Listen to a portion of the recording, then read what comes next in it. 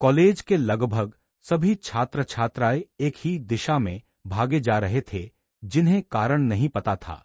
वे भी भीड़ के पीछे दौड़ पड़े। उसी भीड़ में एक दुबला पतला सांवले रंग का लड़का दौड़ते हुए अपने आगे वाले छात्र से बोला, भाई क्या हुआ, सब लोग कहाँ भागे जा रहे हैं? सामने वाले लड़के ने उत्साह से कहा, अरे तुम्हें नहीं पता, वो लूजर आयुष आज हमारे कॉलेज की देवी रिया को प्रपोज करने वाला है। क्या सच में वो लूजर रिया को प्रपोज करेगा? हाँ, रिजेक्ट तो होना ही है, लेकिन तमाशा देखने में मजा आएगा। यह सुनते ही दोनों और तेजी से मैदान की ओर भागने लगे। कॉलेज के गार्डन के बीचों बीच बड़ी भीड़ जमा थी। भीड़ के बीच एक लड़का खड़ा था, उसकी आंखों पर चश्मा था, बाल दोनों तरफ से करीने से सेट किए हुए थे, उसके हाथ में एक लाल गुलाब था, उसका नाम था आयुष। उसके सामने कॉलेज की सबसे खूबसूरत लड़की रिया खड़ी थी, उसकी सुंदरता ऐसी थी कि लगभग हर लड़का उसे पसंद करता था, इसी वजह से पूरे कॉलेज में लोग उसे कॉलेज की देवी कहते थे। आयुष ने घबराते हुए एक घुटना जमीन पर टिकाया, कांपते हाथों से गुलाब उसकी ओर बढ़ाया और धीमी आवाज में कहा, रिया आई लव यू, मैं तुम्हें बहुत पसंद करता हूं, क्या तुम मेरी गर्लफ्रेंड बनोगी? कुछ पल के लिए वहां सन्नाटा छा गया। अगले ही पल रिया ने तिरस्कार भरी नजर से आयुष को देखा, फिर उसके पैरों के पास थूकते हुए बोली, तुम्हारी हिम्मत कैसे हुई मुझे प्रपोज करने की? आयुष, कभी अपनी शक्ल आईने में देखी है? अपनी औकात जानते हो? और तुम सोचते हो कि मैं तुम्हारे जैसे लड़के को हाँ कह दूं? रिया की बात खत्म होते ही पूरी भीड़ ठहाकों से गूंज उठी। देखो लूजर को, इसे अपनी औकात ही नहीं पता, कॉलेज की देवी को प्रपोज करने चला था। चारों तरफ सिर्फ हंसी ही हंसी थी। आयुष के हाथ से गुलाब जमीन पर गिर गया, उसकी आंखें नम हो चुकी थीं। उसने धीरे से सिर झुकाया, किसी की ओर देखे बिना वहां से निकल पड़ा। पीछे से आती हंसी उसके कानों में लगातार गूंज रही थी, लेकिन उसने एक बार भी पीछे मुड़कर नहीं देखा। कॉलेज के मुख्य गेट से बाहर निकलते ही उसने कांपते हाथों से अपना फोन निकाला और एक टैक्सी बुक कर दी। कुछ ही मिनटों बाद सड़क पर एक चमचमाती टैक्सी आकर रुकी। आयुष उसके पास पहुंचा तो दरवाजा अपने आप खुल गया। वह अंदर जाकर बैठ गया। अंदर कोई ड्राइवर नहीं था। यह वर्ष 2050 की एआई नियंत्रित स्वचालित टैक्सी थी, जो बिना किसी ड्राइवर के यात्रियों को उनकी मंजिल तक पहुंचाती थी। डेस्टिनेशन कंफर्म, यात्रा प्रारंभ की जा रही है। एक मधुर कृत्रिम आवाज सुनाई दी और टैक्सी तेजी से शहर की सड़कों पर दौड़ने लगी। करीब 20 मिनट बाद टैक्सी शहर के सबसे आलीशान इलाके में बने एक विशाल बंगले के सामने जाकर रुक गई। आयुष चुपचाप बाहर उतरा। उसने बंगले का ऑटोमेटिक गेट खोला और अंदर चला गया। गेट के दोनों ओर रंगबिरंगे फूलों का विशाल बगीचा था, गुलाब, ऑर्किड, लिली और न जाने कितने दुर्लभ फूल अपनी सुगंध से पूरे वातावरण को महका रहे थे। बगीचे के बीचों बीच पत्थरों से बना एक सुंदर रास्ता सीधे उस भव्य बंगले की ओर जाता था। आयुष बिना कुछ बोले उसी रास्ते पर धीरे धीरे आगे बढ़ने लगा। जैसे ही आयुष बंगले के अंदर पहुंचा, उसे ड्राइंग रूम की दिशा से किसी के ऊंची आवाज में बोलने की आवाज सुनाई दी। वह तेज कदमों से अंदर बढ़ा। ड्राइंग रूम में उसकी मां और छोटा भाई सोफे पर चुपचाप बैठे थे। आयुष की मां की उम्र लगभग 45 वर्ष थी, चेहरे की सुंदरता अब भी बरकरार थी, लेकिन पिछले कुछ वर्षों की परेशानियों ने उनके चेहरे पर समय से पहले ही झुर्रियां और थकान की गहरी लकीरें छोड़ दी थीं।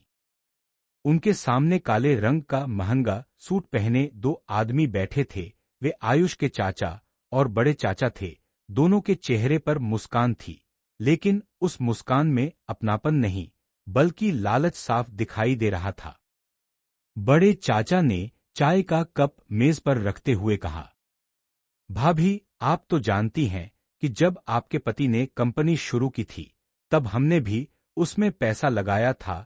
अब भाई साहब तो इस दुनिया में नहीं रहे, कंपनी भी डूब गई, लेकिन हमारा पैसा तो वापस चाहिए, पूरे 10 करोड़ रुपए। आयुष की मां ने कांपती आवाज में कहा, भाई साहब, अभी हमारे पास इतने पैसे नहीं हैं। 10 करोड़ कोई छोटी रकम नहीं होती, हमें थोड़ा समय दे दीजिए, हम धीरे धीरे करके आपका पूरा पैसा लौटा देंगे। छोटे चाचा हल्के से हंसे। समय, भाभी, आपको समय देते देते कई महीने हो गए, चलिए एक आसान रास्ता बताते हैं। उन्होंने पूरे कमरे पर नजर दौड़ाई और फिर मुस्कुराते हुए बोले, यह बंगला हमारे नाम कर दीजिए। बंगले की कीमत लगभग 10 करोड़ है। आपका कर्ज भी खत्म हो जाएगा और हमें बार बार यहां आने की जरूरत भी नहीं पड़ेगी। यह सुनते ही आयुष की मां घबरा गईं। आप कैसी बातें कर रहे हैं भाई साहब, अगर यह बंगला भी चला गया तो हम रहेंगे कहां? उसी समय आयुष ड्राइंग रूम में दाखिल हुआ। उसने अपनी मां के सामने खड़े होकर दृढ़ आवाज में कहा, चाचा, हम आपका एक एक रुपया लौटाएंगे, लेकिन यह बंगला नहीं देंगे। दोनों चाचाओं की नजरें एक साथ आयुष पर टिक गईं। बड़े चाचा व्यंग्य से हंस पड़े, तू लौटाएगा हमारे पैसे? उन्होंने ताली बजाते हुए कहा, जिस लड़के से कॉलेज की पढ़ाई तक ठीक से नहीं हुई, जो आज पूरे कॉलेज में मजाक बनकर आया है, वो हमें 10 करोड़ लौटाएगा। कमरे में कुछ पल के लिए सन्नाटा छा गया। फिर बड़े चाचा उठ खड़े हुए। ठीक है, हम तुम्हें आखिरी मौका देते हैं, आज से ठीक 7 दिन। उन्होंने उंगली उठाकर कहा, 7 दिन बाद या तो पूरे 10 करोड़ रुपये तैयार रखना या फिर इस बंगले के कागजात। उसके बाद हम किसी की एक भी बात नहीं सुनेंगे। इतना कहकर दोनों चाचा अपने आदमियों के साथ बंगले से बाहर निकल गए। मुख्य दरवाजा बंद होते ही पूरे घर में अजीब सी खामोशी फैल गई। आयुष अपनी मां के पास आया और उनके कंधे पर हाथ रखा। मां, आप चिंता मत कीजिए, मैं किसी भी तरह 7 दिनों के अंदर 10 करोड़ रुपये का इंतजाम करूंगा। उसकी मां ने हल्की मुस्कान लाने की कोशिश की, लेकिन आंखों से आंसू बह निकले। उन्होंने आयुष को गले लगाते हुए कहा, नहीं बेटा, इतना बड़ा बोझ अकेले अपने ऊपर मत ले, भगवान कोई न कोई रास्ता जरूर निकालेगा। कुछ देर बाद उन्होंने अपने आंसू पोंछे और बोली, चलो, तुम अभी कॉलेज से आए हो, आज वैसे भी तुम्हारा आखिरी दिन था, तुम्हें भूख लगी होगी, मैं खाना परोस देती हूं। वह धीरे धीरे रसोई की ओर चली गईं। आयुष वहीं खड़ा उन्हें जाता हुआ देखता रहा। उसे आज भी वे दिन याद थे जब उसके पिता जिंदा थे। उस समय यह बंगला हंसी खुशी से भरा रहता था। कई नौकरचाकर काम करते थे। उनके पिता की कंपनी शहर की सबसे सफल कंपनियों में गिनी जाती थी। लेकिन एक कार दुर्घटना ने सब बदल बदल दिया। उस हादसे में उसके पिता की मौत हो गई। दुर्घटना इतनी भीषण थी कि उनका शव तक बरामद नहीं हो पाया। उनके जाने के बाद कंपनी तेजी से घाटे में चली गई। साझेदार एक एक करके अलग होते गए, कर्ज बढ़ता गया और अंत में पूरा व्यापार डूब गया। आज हालात इतने खराब थे कि जिस घर में कभी दर्जनों नौकर काम करते थे, उसी घर में अब रसोई का हर खर्च सोच समझकर करना पड़ता था। आयुष ने अपनी मुट्ठियां कस ली। उसके मन में केवल एक ही विचार गूंज रहा था, 7 दिन, सिर्फ 7 दिन, चाहे कुछ भी करना पड़े, मैं अपने परिवार को बर्बाद नहीं होने दूंगा। आयुष अभी भी ड्राइंग रूम में खड़ा गहरी सोच में डूबा हुआ था, तभी अचानक पीछे से किसी ने छलांग लगाकर उसकी गर्दन पकड़ लिया। आयुष एक पल के लिए चौंक गया, फिर मुस्कुराते हुए बोला, अरे अबीर, क्या कर रहा है बदमाश। 10 साल का अबीर हंसते हुए उसकी पीठ से उतर गया। उसकी आंखों में शरारत साफ झलक रही थी। भैया, आपने कहा था ना कि मेरा सिमुलेशन पॉड ठीक करवा देंगे, कब कराओगे? आप हर बार यही कहते हो, थोड़ा इंतजार करो। आयुष ने उसके सिर पर प्यार से हाथ फेरते हुए कहा, बस थोड़ा और समय दे दो, इस बार सच में ठीक करवा दूंगा। अबीर ने होंठ फुला लिए। आप पिछले कई महीनों से यही बोल रहे हो, मुझे लगता है आप देना ही नहीं चाहते।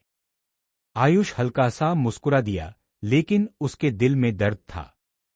सिमुलेशन पॉड वर्ष 2050 की सबसे लोकप्रिय तकनीकों में से एक था। उस कैप्सूल जैसी मशीन में लेटते ही खिलाड़ी अपनी चेतना के साथ एक आभासी दुनिया में प्रवेश कर जाता था, जहां वह वास्तविक अनुभव के साथ अनगिनत गेम खेल सकता था।